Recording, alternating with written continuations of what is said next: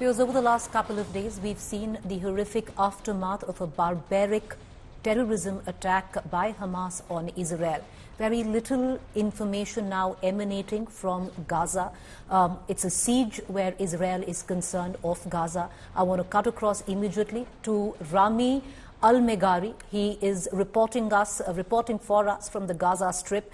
Rami, very little information, like I pointed out, emanating from Gaza ever since there's been indiscriminate bombing and the siege of Gaza by Israel. Can you apprise us of the ground situation?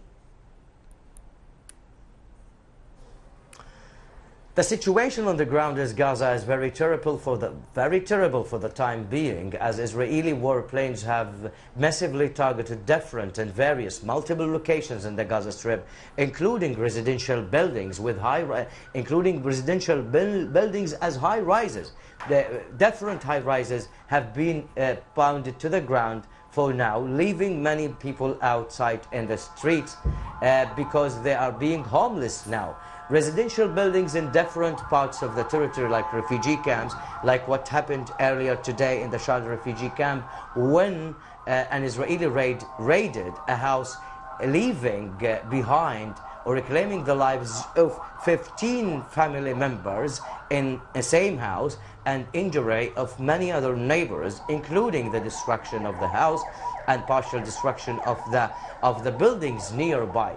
The situation is being terrible in the sense that these attacks by Israel are the most intensive in the past 15 years, and it seems it is a declaration of war, as stated by the Israeli state officials, a state of war in Gaza, in which Israel yield no effort to inflict harm on every single object, every single human in Gaza. Everyone is getting vulnerable to an Israeli harm because of the intensity of Israeli airstrikes on the region since Saturday this week, actually.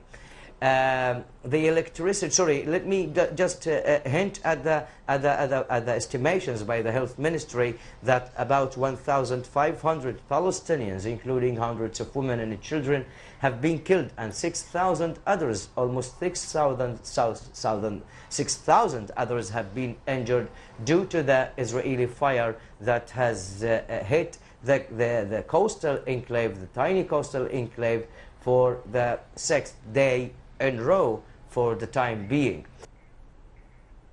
Rami, stay with me. I'm going to just once, play the latest visuals that are coming in. There's been a complete blockade where the Gaza Strip is concerned, indiscriminate bombing, and now a ground invasion is looming large.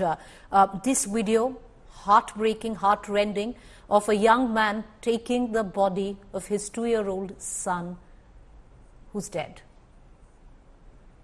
I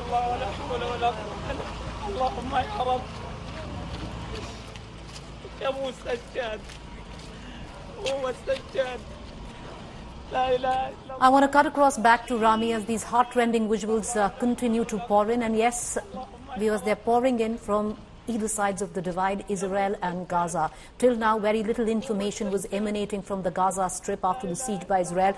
Little by little, videos pouring in, and this is what we're witnessing. I'm going to cut across back to Rami. Rami, the latest word coming in that the hospitals completely inundated, the medicines right now have run out, where there isn't even saline water to wash wounds.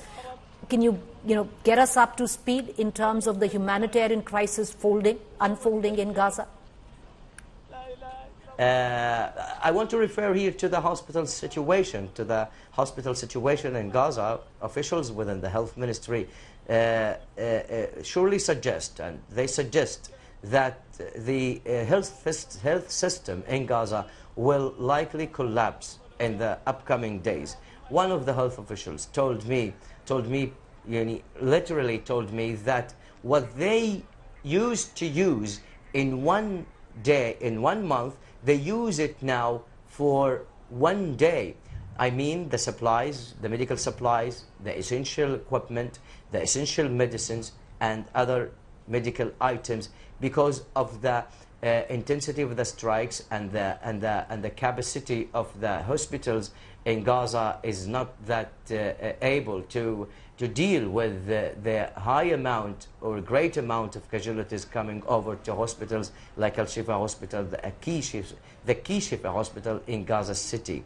There are about 17 government-run clinics and hospitals in Gaza with only 2,000 beds, but with a great amount of injuries and casualties, these capacities will not be that helpful in the upcoming days.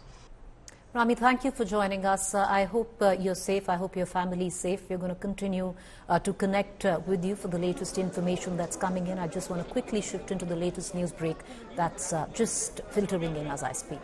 There's been a big escalation in the Israel-Hamas war. Israel has opened up another front. We are given to understand Syria has claimed Israel strikes in Syrian territory. Syria claims a barrage of strikes on Damascus and Aleppo airport. An official statement by Syria states the Israeli enemy simultaneously carried out an air aggression with bursts of missiles targeting the international airports of Aleppo and Damascus, which led to damage to the two airports' landing strips and them being out of service. I want to immediately connect to my colleague Geeta Mohan, our Foreign Affairs editor, joining us live.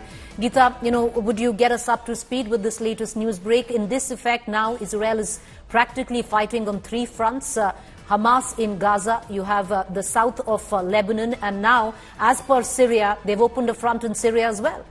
Well, that's right. If you look at the region, leaving out Damascus, the Aleppo region is an area that has had fighters that are fighting Assad, but also known to be very close to Hamas. So in order to ensure that all the Hamas leadership, if they're fleeing or if they're already in these areas, that they should be targeted. This also pretty clearly is coming from intelligence that they're gathering on the whereabouts of Hamas and their leadership, and that's why they're opening up these fronts. Hezbollah has already said that they're not involved in this fight, particularly at this point in time, at this juncture, but the Lebanon front is already open, and now, as has been reported, the Damascus airport is also Aleppo. Being bombed by Israel is a retaliation, a reaction to the intelligence that they're gathering on where all Hamas is, or where all could Hamas be connected to various other groups. And in that effort to take out Hamas, I suppose the military efforts are ongoing between Israel and all the other fronts that Israel has opened up. This is going to get rather serious, because we are looking at a point where the Western allies have landed in Israel. They're looking at what is happening in Israel. Their munitions, weapon systems have also landed in Israel. So it's a coordinated effort, a lot of intelligence gathering between Israel and its Western allies as well. But Israel, despite these attacks, Preeti, one cannot say that their intelligence agencies do not know what is happening in their territory and around their territory. So a lot of intelligence gathering, and yet another front has been opened up by Israel after Lebanon. We're now looking at Syria too. Geeta, just stay on with me. I'm going to come right back to you. I want to once again shift focus to the images that are coming in from Gaza as well, as Israel opens another front where Syria is concerned, and that's something that has been confirmed by Syria, but visuals also coming in as I speak of a missile strike on Aleppo and Damascus. I want to quickly introduce to our viewers to Dr. Khanvraj Jangir. He's the Associate Professor and Director, Center for Israel Studies of Jindal Global University, also visiting faculty at Ben-Gurion University in Israel. He's joining us from Tel Aviv. We also have Dr. Ehab Basaiso, which is academic writer, Vice President of Dar al-Kalima University in Bethlehem, West Bank. Geeta, I want to come right back to you, and I'm going to go to our two experts as well. There has been talks of opening up a possible, a humanitarian corridor where Gaza is concerned, but till now it hasn't been entertained.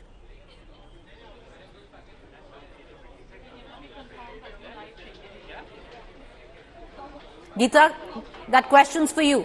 Or could you repeat the question, Preeti? Geeta, there has been talks on a global level, especially where the UN is concerned, to open up a humanitarian corridor where Gaza comes into question, but till now, Israel firmly against that. Meeting of the GCC in Muscat a day ago, where the European Union's High Representative was also present, Joseph Borrell, and in that meeting it was very clear that very important major European players do not want to stop aid going into the Gaza Strip. So it's not like everybody's together when there's condemnation of the attack, but they're not speaking in one voice or in unison when it comes to aid.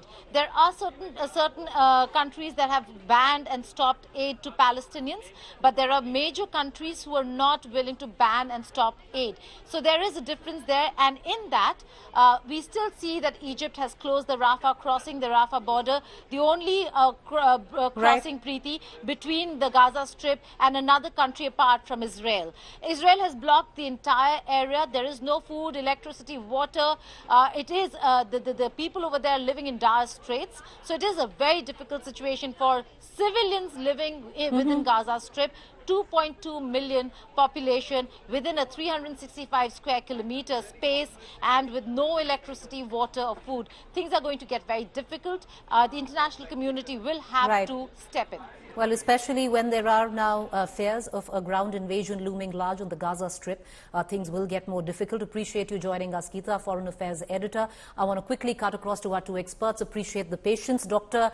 Jahangir, at a time, where the international community standing beside Israel. Israel has every right for retribution, for revenge. But, the reckoning needs to be with Hamas and not the Gazans. And what we are witnessing now, possibly the making of a humanitarian crisis. Thank you, Preeti. This is indeed tragic. More children will die and more women and families will be shattered in Gaza now. That's how the conflict has played itself for decades. One reacts and the another one justifies the act of the next on the basis of that reaction. So I think what we see is Israel is indeed very, angry, and revenge, even if it is really talked, is not going to really help Israeli case. I do think that by going on aggression, it will really undo the sympathy and the support that Israel has received in the last 4 days. However, Israel has also been in a very precarious situation with the hostages. So this morning, officially Israeli army told, message to Gaza and other Arab countries that we will apply electricity, fuel, and other medical supplies if the hostages are freed. So they said humanitarianism in return of humanitarianism.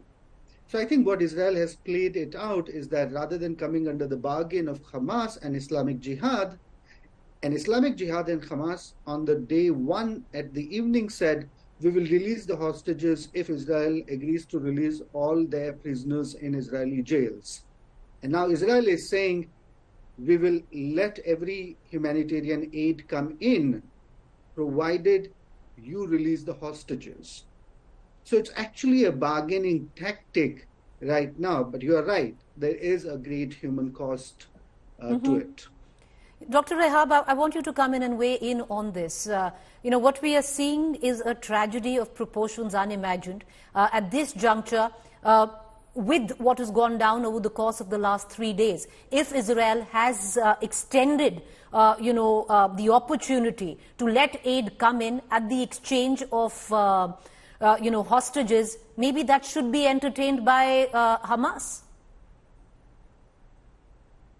Well, I believe that Israel is trying to find an excuse to buy more time to finish its massacre and ethnic cleansing of the Palestinians. This is not exaggeration, but what we have been witnessing for the last 5 days is a clearly evidence that the excessive use of force against the Gazans and Gaza Strip and the high amount of casualties and victims is proven to be that Israel's aim is to just hit the Gazans and to commit a very big ethnic cleansing, in which this is a huge tragedy. The question is, before we just start asking about a prisoners exchange or any kind of a political deal. We have to remind our memory all the time that this is not the first time that this kind of an assault occurred in Gaza. Just 2 years ago, there was a similar situation happened where Israel also attacked Gaza, causing a huge casualties among the civilians. 2014, another one, 2012, 2008, and so on. So what I think it is more important, rather than trying to buy this kind of a narrative about a humanitarian corridor versus a prisoners and prisoners exchange, is an immediate ceasefire and stop the whole casualties and killings of the Palestinians, not only in Gaza, but also in the West Bank and East Jerusalem, and implementing United Nations resolutions immediately. I think Israel has been trying to avoid any serious talks or any serious pressure that's been generated by the international community for the last decades, talking about the rights of the Palestinians to live in dignity and to live in their own state. What the Palestinians are asking for are simply implementation of the United Nations resolution. I think this is very crucial and very important element in order to restore the whole peace process, in order to implement an active peace process in the region without trying to find alternative narratives about what's going on and trying to buy time. I think this is the pressing factor now, an immediate ceasefire, allowing the international community to step in with an adequate pressure to say there has to be an end for this Israeli occupation of the Palestinian territories. Enough is enough. The Palestinians, they've been engaged with all the peace talks for the last 32 years, and nothing has been already materialized into any sort of independence. So this is very important. All right. Okay, Dr. Jahangir, I want to bring you back into the conversation. You know, you've been in Tel Aviv. We've seen the kind of conversation internationally as well, where the world has practically rallied around Israel over the last 3-4 days, and understandably with the kind of barbarism that was unfolded. But today, where you're standing at the precipice of a ground invasion, where you're looking at a massive humanitarian crisis, where over 2 million are completely cut off from basic necessities, does Israel stand at that precipice of losing that kind of empathy and sympathy that it had garnered over the last few days? Well, what I read, all the statements of the Israeli politicians and military officers, they seem to be very, very clear that they have a work to eliminate Hamas from Gaza, and they would not take any moral lessons from anyone. I think what they're hoping, and I think America is helping them out, is to assist Egypt in letting people of Gaza walk through Egypt or walk into Egypt. Today is the Arab League's meeting, but even in the last 3 days, Prime Minister of Israel and many army officers have spoken that people of Gaza should leave. What they hope is that through Rafah crossing, Egypt, maybe temporarily, or maybe via Egypt, they will reach somewhere else, that the Arab countries will actually now come to a humanitarian aid and not expect Israel to do that. So I think Israelis are very clear with their motive, and unfortunately that motive is right now quite full of anger rather than any kind of, considerations for the civilians there. Well, I appreciate both you gentlemen for joining us. Thank you. We've run out of time. But with what we're looking at right now, understandably, there was a flood of support where Israel was concerned, especially what it's been through in the last 3 days and the kind of visuals, horrific at that we've seen. But today, as slowly visuals of what is emanating from Gaza starts to come through and we see what's happening in the Gaza Strip, a huge humanitarian crisis looming large. Is Israel standing on the cusp of at least losing that kind of good faith that it had garnered, or not just good faith, the support that it had garnered over the last few days? Israel has every right for retribution, but should it be limited to Hamas and not possibly the collateral citizens living in Gaza? A quick break to stay with us. Up next, Rahul Gandhi.